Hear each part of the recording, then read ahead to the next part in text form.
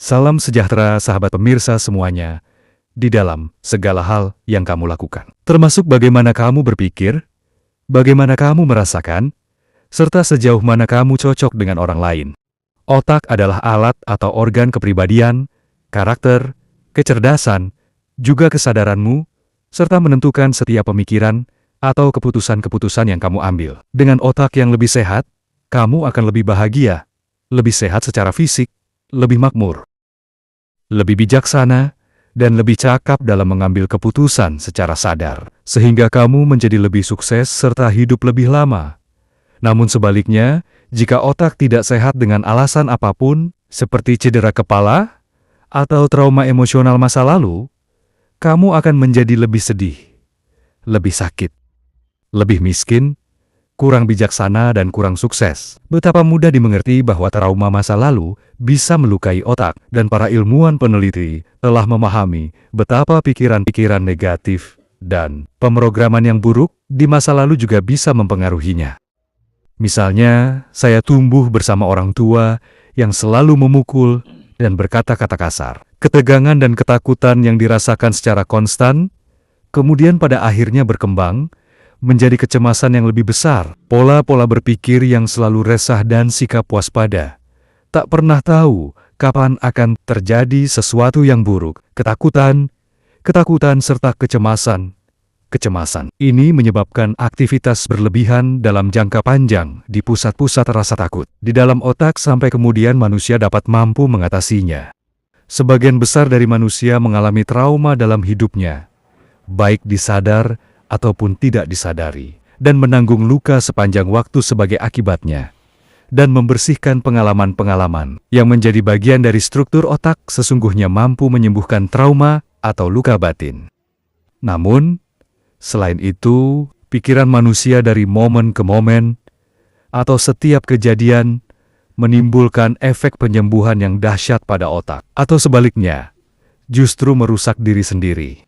Pemberdayaan sejati terjadi ketika kamu mulai meneliti keyakinanmu dalam-dalam. Mungkin kamu menemukan akarnya dalam pengkondisian orang tua, agama, budaya, masyarakat, pendidikan, keluarga, media, dan bahkan genmu.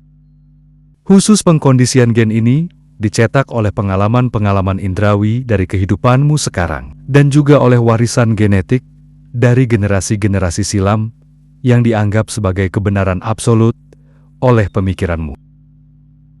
Kemudian kamu menimbang ide-ide lama itu, membandingkannya dengan beberapa paradigma baru yang lebih sesuai untukmu. Lalu waktu berubah, ketika banyak orang yang menyadari realitas yang jauh lebih besar, kamu menyadari menjadi lautan perubahan yang jauh lebih luas. Sistem dan realitasmu saat ini hancur, dan sekarang saatnya sesuatu yang baru muncul dari dalam dirimu, dalam segala aspek kehidupan. Pemikiran-pemikiran dari kesadaran murni, kesadaran universal, kesadaran ilahi. Sahabat, melepaskan yang sudah tidak cocok dan merangkul hal baru terdengar mudah. Namun, sebagian besar hal yang telah kita pelajari dan alami di masa lalu telah menyatu dalam diri biologismu, dan kamu mengenakannya seperti pakaian. Tetapi kamu juga tahu bahwa apa yang benar hari ini belum tentu benar esok hari. Dan ketika kamu mulai mempertanyakan persepsimu tentang atom sebagai bagian yang solid dari materi, realitas dan interaksimu adalah gerak maju dari ide dan keyakinan.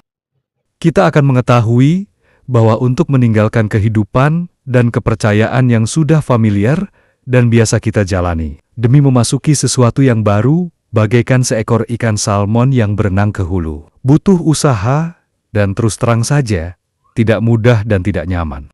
Lebih dari itu, ejekan, tentangan dan serangan dari orang yang bersikukuh pada apa yang mereka anggap benar akan kita hadapi sepanjang waktu. Pertanyaannya, siapakah yang bersedia menghadapi permusuhan seperti itu hanya untuk sebuah konsep yang tidak bisa diserap oleh panca indera? Namun konsep yang hidup yang ada dalam pikiran mereka. Berapa kali dalam sejarah orang-orang yang dianggap menyimpang dan gila, bahkan ditindas oleh kaum awam, tetapi ternyata mereka adalah para jenius, orang suci, atau master. Pertanyaannya sekarang, beranikah Anda menjadi individu yang orisinal? Sampai jumpa di video selanjutnya. Wassalam.